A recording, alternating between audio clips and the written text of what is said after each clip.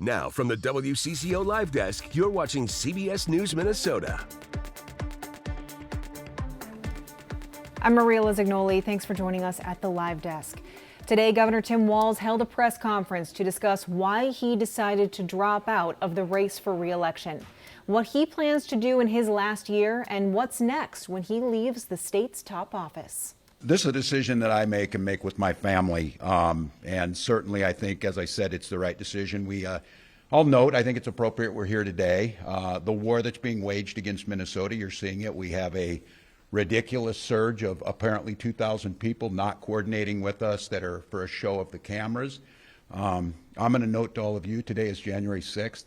There's no debate what happened.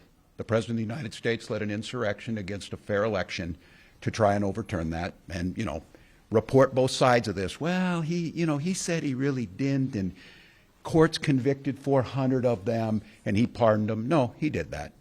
He did that, and that's today. And it's clear that we also saw today he implemented 5 states are being punished with a freezing of federal funds illegally that were appropriated by Congress, our tax dollars. And I find it interesting that Minnesota, California, Illinois, and New York were taking that. The interesting thing is the biggest fraud trial in the country is taking place in Mississippi today with $100 million of welfare fraud. And I don't believe Mississippi was on that list. So look, this is a concerted effort to try and destroy the president's opponents, to destroy the rule of law.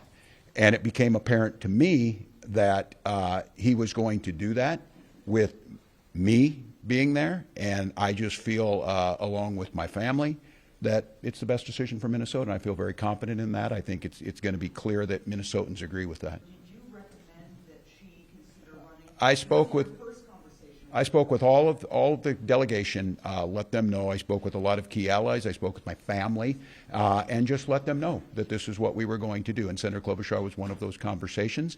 I think that we have a very deep bench. It's very clear to me. Again, I would mention this, that again, none of the people running for governor of Minnesota voted for this program. None of the folks running for governor condemned January 6th, and none of the people of the Republicans running for governor had the damn common decency to Melissa and Mark's children have asked them to stop doing what they're doing, the president. The question I would ask all of you is you need to ask those people running for governor if they would ask the president to please stop attacking the Hortman children and telling lies about this. And so I am very confident a Democrat's going to win this. My conversation with Senator Klobuchar was the same conversation I've had with many others. No, I think it's a personal decision. It's effectiveness. I never took this job to be governor. I took the job to pass things like paid family medical leave. I took this job to get our children food. I took this job, and what I'll continue to do for a year is I will protect every single person in this state. And I had an announcement to them on our LGBT community, especially our trans community. Stay the hell out of Minnesota for the folks who want to hassle those people. These are our neighbors. So for me, it became, if I can be as effective doing that, and it's clear, look, I don't think any governor in history has had to fight a war against the federal government every single day, and now it's reaching down into our commissioners. And look, what Donald Trump tweeted the other night put the Hortman children's at risk. They have to look at security, put my family at risk again. What he's doing to the Somali community is absolutely unconscionable. And at some point in time, this is about, I don't know what it is. Whatever it is, I bug the crap out of Donald Trump. I would argue it is because I believe in public service. I've not enriched myself in office. I treat people with dignity. I agree to compromise with people, and the attacks on Minnesota are far beyond me, and it's hurting Minnesota.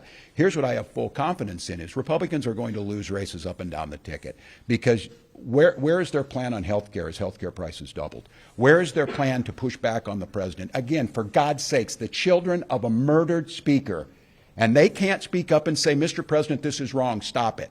And you write a story that one retired legislator said it and one member. How can you not have every single one of them saying this is wrong? And I'm going to fight this without having to spend any time worrying about the politics of this.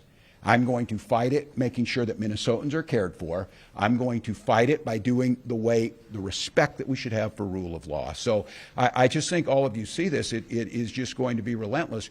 Why 2,000 folks? What are they coming?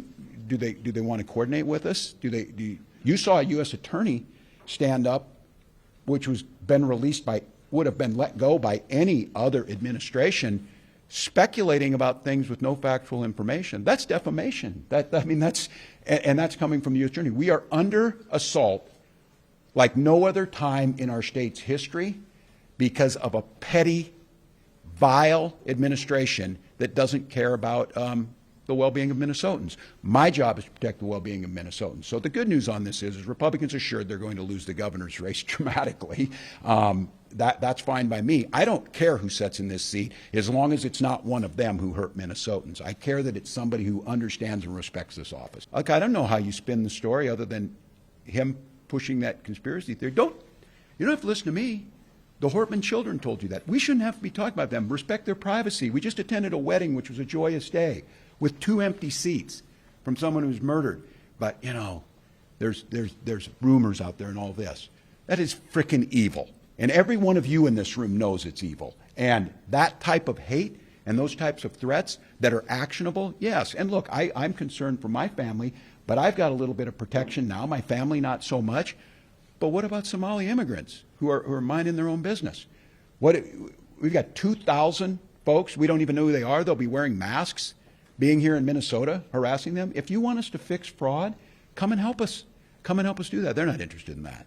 I'm going to run some more marathons. I'm going to defend my turkey trot title. I don't know if I told you all that I won my age group in the turkey trot. Look, I got a year of work to do here. I think it will be the most challenging year, and that includes probably COVID, because I caution Minnesotans, this is going to worse before it gets better. Everybody here knows, you will be nonpartisan and you will be fair in this, but the vast majority of the country knows this because Donald Trump's in trouble.